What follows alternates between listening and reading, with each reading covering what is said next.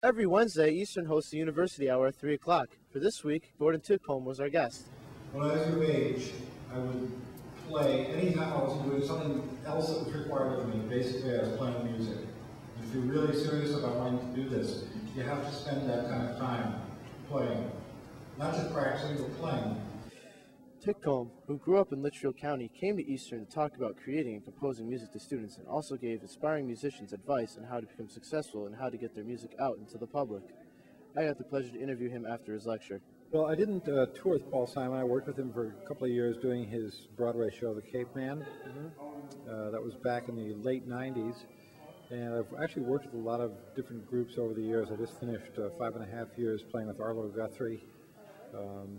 And I worked with some other folks you might know, a couple of Grammy winners, Sean Colvin, Jim Lauderdale, Blood, Sweat and Tears, and a number of other artists. Actually, this is the second such lecture I've given. I don't usually speak at universities. Typically, I either teach music or work as a recording artist or performing artist. Young people want to pursue a music career. You could basically take and condense the things that I talked about today, and the really important ones are practice, really become good at what you do as a musician.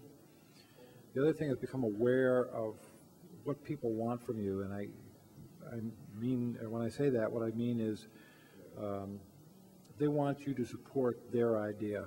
So when you're working as a musician, as an artist behind the artist, they're looking for you to fulfill their music.